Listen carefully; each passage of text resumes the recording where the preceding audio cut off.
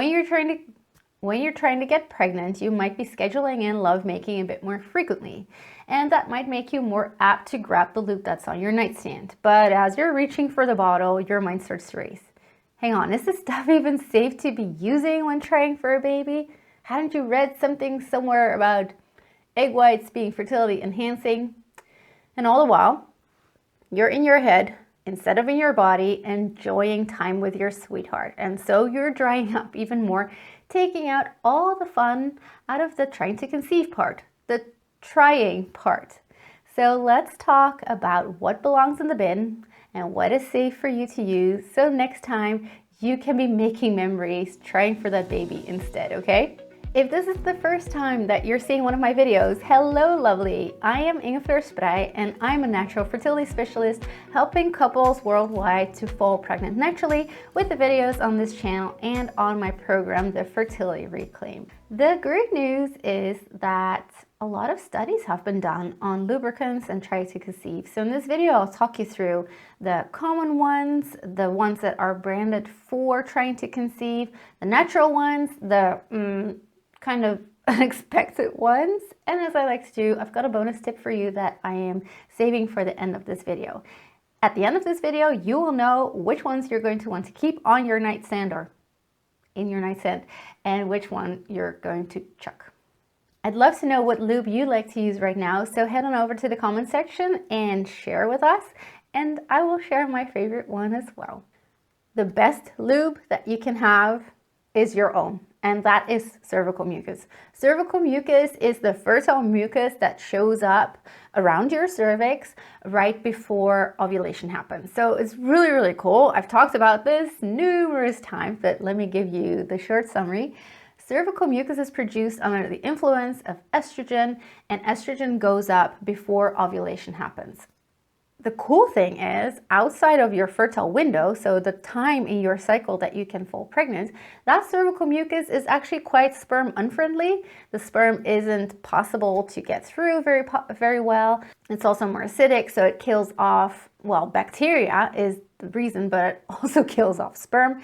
Well, in your fertile window, the quality of cervical mucus changes and it becomes more like raw egg whites, as you might have heard of. And this stuff is not just great for sperm, to nourish sperm and to let sperm get through the cervix, but it's also a fantastic lubricant. So in your fertile window, you are less likely to need extra lube. Now, if it's difficult for you to spot if you're in your fertile window, or you've never tried to figure that out before, or you're not getting any cervical mucus or very little, which could be a sign of low hormones, then I recommend that you check out my free course, Your Fertile Window, because I teach both finding the fertile window and spotting if you have a hormone imbalance on your charts in that course. The sign-up link is in the description down below. Now let's talk about what definitely not to use. I'll start with the worst ones and end with the least detrimental ones. The worst you can use is saliva. So a study showed that after 60 minutes at a 10% concentration of saliva, the saliva caused a 78% reduction in sperm motility. So basically they became kind of immovable. So yeah, saliva is not a good way to go. The second one is all the regular lubes that you will find. First of all, they tend to kill off sperm. And secondly, they are not good for vaginal health. And vaginal health is extremely important when you're trying to conceive, because you want the balance of the flora down there, your good and the bad bacteria, to be in the best balance possible. Like, well, best balance. In balance. That's the best. Now, if you're going to be adding things like soaps or douches or lubricants that are especially synthetic or have a very different pH balance to your vagina, it's going to throw things off, and that is not good for the quality of your cervical mucus either. So it can impact your fertility down the line, especially if you start to develop thrush, a candida overgrowth, or a bacterial infection down there, which is also not really going to help with you actually wanting to try, right? Now, the third one that I would advise you not to use is probably going to surprise you. They are the branded trying to conceive lubricants. Surprise, surprise. On the packaging, it often says that they are sperm friendly or fertility enhancing.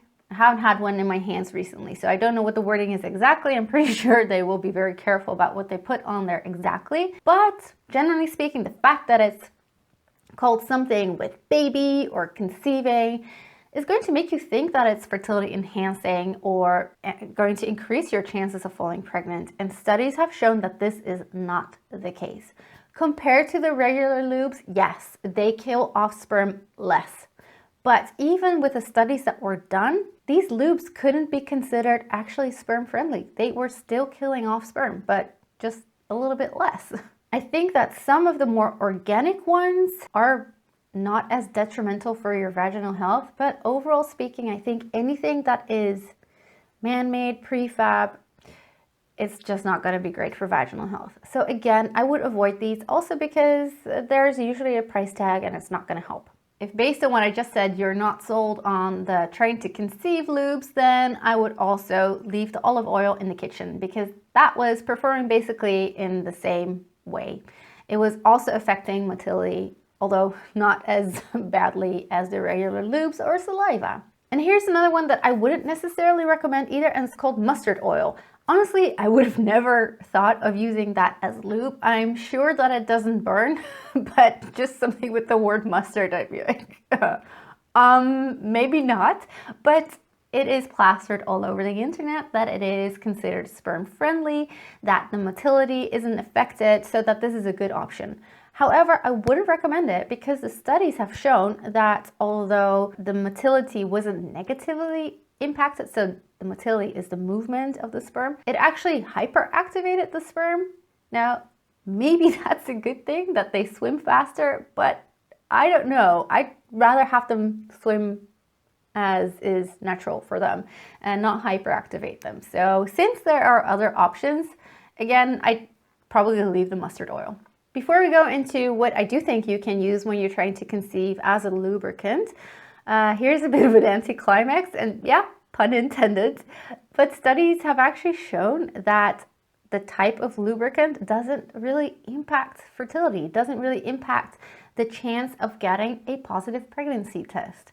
And I think there are two reasons for that. First of all, this is what the people in the study said as well. Lubricant is usually used more at the beginning of the vagina, while the sperm, when the man ejaculates, is usually more at the top. So, and then they start swimming. So the time that the sperm is exposed to lubricant is relatively small. And the other reason I think is that the studies that I just mentioned, how certain lubes impact sperm negatively, in those studies, they are dunking the sperm in a petri dish with the lube at a certain concentration for hours.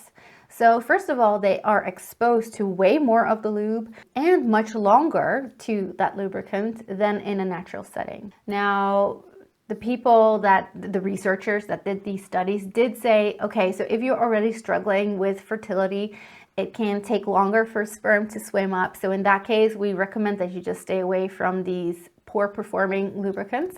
But yeah, I just wanted to share this bit with you. When you're trying to conceive, you can have a tendency to over-focus on minor details. And while I think it's important to talk about lubricant and there are good options for you to use, it is a relative minor detail. So now let's talk about the lubricants that you can use and that are potentially helpful, because yeah, the first one, surprise, surprise, I talked about it in the intro, it's egg whites. Yeah, interesting, right? Well, it kind of makes sense because we call the fertile cervical mucus like raw egg whites, so I guess that kind of makes sense. So the research that was done on this not only shows that sperm that was exposed to the egg whites was not negatively impacted after 24 hours. The sperm that was put in the raw egg whites after 24 hours actually performed better than the sperm that wasn't exposed to any lubricant. You call that the control group. So I thought that was pretty interesting. Now, it doesn't really enthuse me to crack an egg on your nightstand. I know. Of course, you can just prepare it, put it in a little bottle, and make it less kitcheny. But yeah, I thought next time you have nothing on your hands but you have an egg, you could consider that.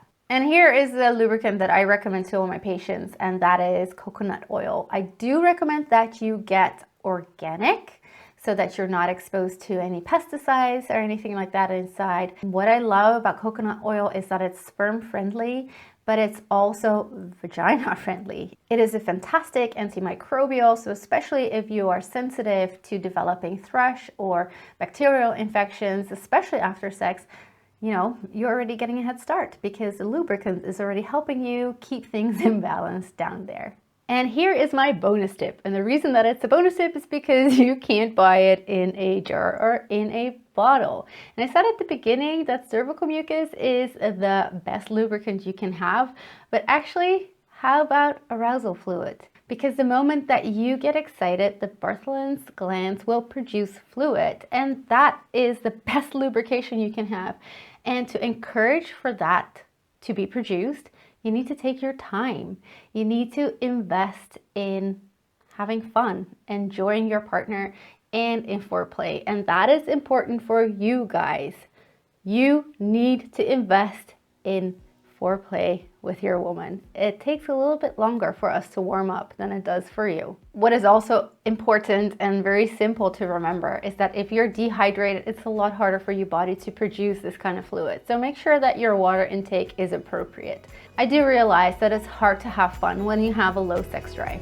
If this is you, go and check out the video on your screen right now. And in the meantime, see you in the next video. Bye.